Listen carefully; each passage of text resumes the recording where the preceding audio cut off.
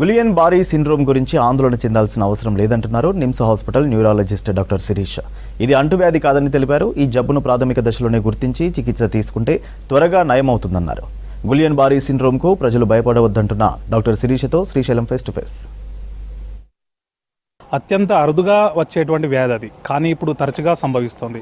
పక్కనటువంటి మహారాష్ట్రతో పాటు తెలుగు రాష్ట్రాల్లో కూడా ఇప్పుడు ఇది తరచుగా వస్తుంది. గులియన్ బారీ సిండ్రోమ్ మరో రకమైన పక్షవాతంగా చెప్పుకుంటున్నటువంటి ఈ వ్యాధి ఈ మధ్యకాలంలో తరచుగా వస్తున్న నేపథ్యంలో ఎట్లాంటి జాగ్రత్తలు తీసుకోవాలి, ఇది రావడానికి గల కారణాలు ఏంటి, ఎప్పుడో లక్షలో ఒకరికో ఇద్దరికో వచ్చేటువంటి వ్యాధి ఇప్పుడు ఎందుకు వరుసపెట్టి వస్తుంది, దీనికి కారణాలు ఏంటి, ఎట్లాంటి జాగ్రత్తలు తీసుకుంటే ఈ వ్యాధి బారిన పడకుండా ఉండొచ్చు అనేటువంటి అంశాలను మనం ఇక్కడ ఉన్నటువంటి నిమ్స్ న్యూరాలజిస్టు డాక్టర్ శిరీష గారిని అడిగి తెలుసుకుందాం. మేడం, ముందుగా ఈ గులియన్ బారీ సిండ్రోమ్ అంటే ఏంటి, దాని లక్షణాలు ఏంటి, ఎట్లాంటి ఇబ్బందులు ఉంటాయి అది రావడం వల్ల? గిలియన్ బారీ సిండ్రోమ్ అంటే మెయిన్గా నరాల వీక్నెస్ వస్తుంది. కాళ్ళల్లో తిమ్మిర్లు, క్రమంగా కాళ్ళు ఇంకా చేతులు వీక్ అయిపోవడము, ఒక్కొక్కసారి శ్వాస కంట్రాలు కూడా వీక్ అయిపోయి శ్వాస తీసుకోవడంలో ఇబ్బంది పడడం, ఇది మెయిన్గా గిలియన్ బారీ సిండ్రోమ్ లక్షణాలు. ఇది ఒక 2 నుంచి 4 వారాల వరకు పీక్గా ప్రోగ్రెస్ అవుతుంది.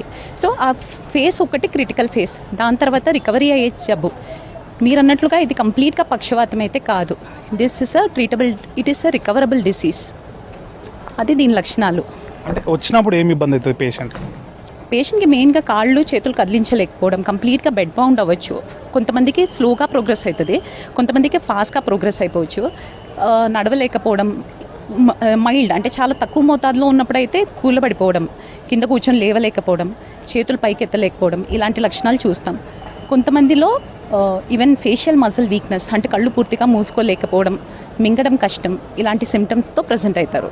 అంటే ఇది రేర్ కేసు లేకపోతే రేర్ డిసీజ్గా చెప్పుకుంటారు కదా మేడం, ఇప్పుడు ఎందుకు రెగ్యులర్ ఇంటర్వెల్స్లో వస్తుంది?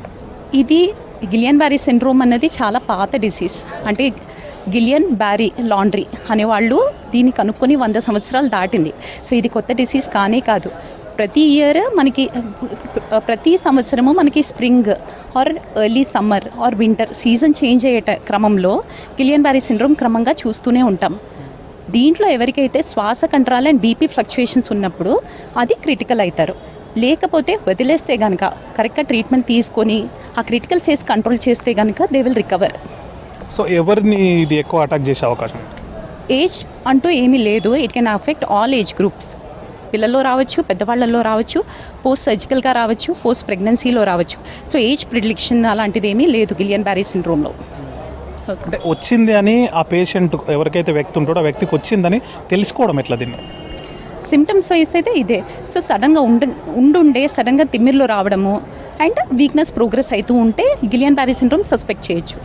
చాలామందికి ఇన్ఫెక్షన్, ఫీవర్ ఉండదు. కాకపోతే అదే మనం గుర్తుపెట్టుకోవాల్సింది ఏంటంటే అది ఒకరి నుంచి ఒకరికి పాకదు. It is not communicable disease. కాకపోతే ప్రిసీడింగ్ అంటే ఒక 2 వీక్స్ 4 వీక్స్ ముందు, ఈ గిలియన్ బారీ సిండ్రోమ్ కన్నా ముందు కొంతమందిలో మాత్రం ఏమైనా రెస్పిరేటరీ ఇన్ఫెక్షన్స్ కానీ, ఫీవర్ కానీ, లేకపోతే డైరియా లాంటివి కానీ లక్షణాలు ఉండొచ్చు. అందరిలో ఉండాలని కూడా లేదు. సో అది ఎలా ఇన్ఫెక్షన్ కాంట్రాక్ట్ అవుతారు అన్నది మనం ట్రేస్ చేయలేకపోవచ్చు కూడా.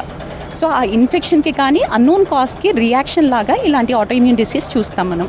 సో నార్మల్ పబ్లిక్కి, ఇదంతా చూస్తున్నటువంటి పబ్లిక్కి మీరు ఏం చెప్తారు? వాళ్ళు ఎట్లాంటి జాగ్రత్తలు తీసుకోవాలా? ఇది అంటువ్యాధి అన్నటువంటి అని అంటున్నారు, నిజమా? కాకపోతే కనుక మిగిలిన పబ్లిక్ ఎట్లాంటి జాగ్రత్తలు తీసుకుంటే దీని బారిన పడకుండా ఉండొచ్చు? గుర్తుపెట్టుకోవాల్సిందంటే ఏంటంటే ఇది అసలు అంటువ్యాధి కాదు. GB does not communicate from 1 person to another.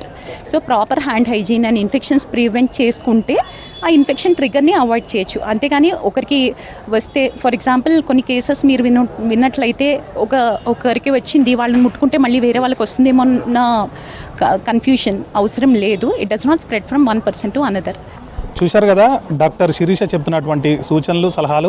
ఈ గులియన్ బారీ సిండ్రోమ్ అనేది ప్రమాదకరమైంది కాదని, అదే సమయంలో భయపడాల్సిన అవసరం లేదని, అంటువ్యాధి అంతకంటే కాదని చెప్తున్నారు.